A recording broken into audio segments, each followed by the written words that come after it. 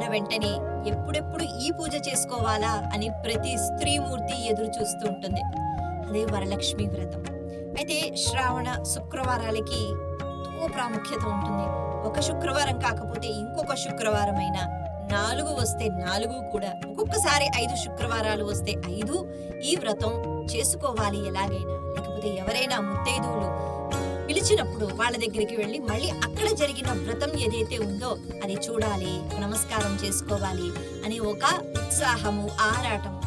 ఇది శ్రావణ మాసం వచ్చిన వెంటనే ప్రతి ఒక్క స్త్రీమూర్తికి ఈ ఆనందం కలుగుతూనే ఉంటుంది. అయితే ఎన్ని వ్రతాలు ఇలా చేస్తున్నాము, ప్రతినిత్యం చేస్తున్నాము. ప్రతి సంవత్సరం శ్రావణ మాసం వస్తుంది. ప్రతి సంవత్సరం శ్రావణ మాసంలో 4 శుక్రవారాలైనా వస్తాయి. మరి ప్రతిసారి ఇలా లక్ష్మీ ఆరాధన చేస్తూనే ఉన్నాము. మనం పొందిన వరం ఏమిటి? వరలక్ష్మి అని అంటున్నాం కదా, మహాలక్ష్మి వ్రతం అని అనట్లేదు, వరలక్ష్మి వ్రతం అని అంటున్నాం. ఏమిటి ఈ వరం? ఏ వరం మనం పొందాలి?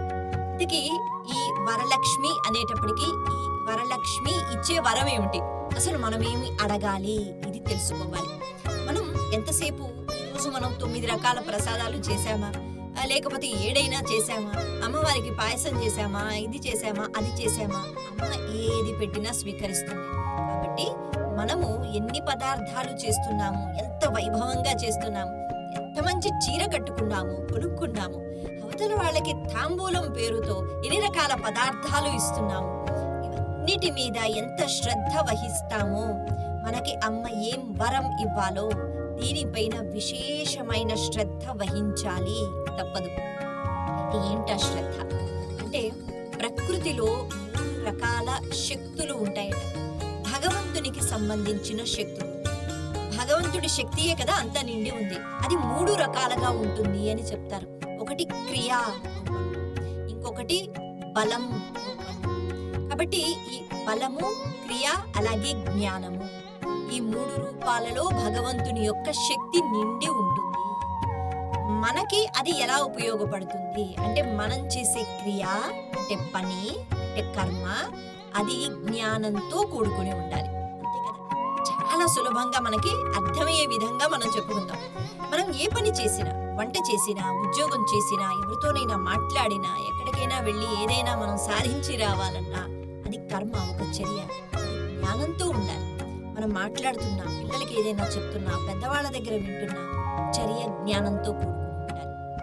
జ్ఞానం ఒక శక్తి, క్రియ ఒక శక్తి, బలం ఒక శక్తి.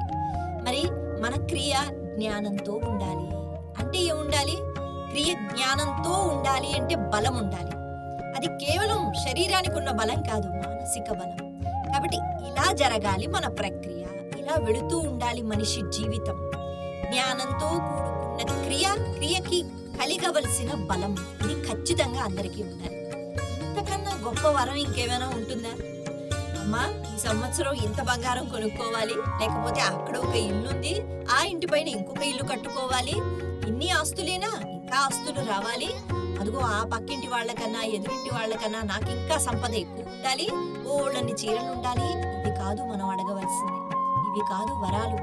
ప్రకృతిలో భగవంతుని యొక్క శక్తి ఏదైతే నిండి నిబిడీకృతమై ఉందో, ఏది మానవ ప్రయోజనానికి ఉపయోగపడుతుందో, అటువంటి జ్ఞానంతో కూడుకున్న కర్మ చెయ్యగలగాలి తల్లి అని ఆరాధించాలి.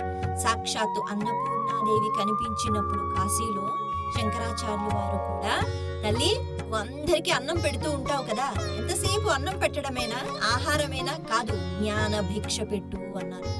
ఈ జ్ఞానం చాలా అవసరం. మనం అనుకుంటాం, ఒకసారి మనం ఉద్యోగం చేయట్లేదు కదా, మనం ఇప్పుడు చదువుకోవట్లేదు కదా, విద్యార్థులం కాం కదా, మరి ఎందుకు ఈ జ్ఞానం అని కాదు.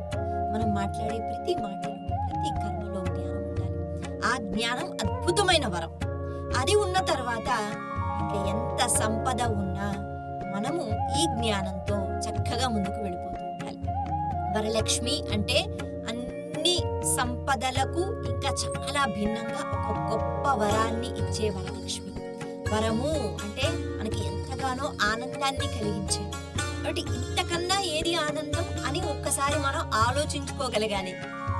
ప్రకృతిలో ప్రతి పదార్థము అశాశ్వతము, ప్రతి బంధము అశాశ్వతము, తెలుసు కదా. అయితే ఏది వచ్చినా అది వెళ్ళిపోతూ ఉంటుంది, ఏది వచ్చినా అది వెళ్ళిపోతూ ఉంటుంది. మనం ఒక మాట వింటూ ఉంటాం కదా, ఎక్స్‌పైరీ అనే మాట వింటూ ఉంటాం. అంటే మనం తినే ఆహార పదార్థాలు కానివ్వండి, ఏదైనా కొనుక్కున్న ఏదైనా వస్తువు కొంతకాలానికి అది పాడైపోవలసిందే. అలాగే ప్రకృతిలో ఉన్న పదార్థాలు, జీవులు వస్తూ ఉంటాయి, వెళ్ళిపోతూ ఉంటాయి. ప్రతి పదార్థం వెళ్ళిపోతూనే ఉంటుంది. దేనిపైన మమకారం పెంచుకుంటే శాశ్వతంగా ఉంటుంది, దేనిపైన ఉండదు. అలాగే సంతోషం.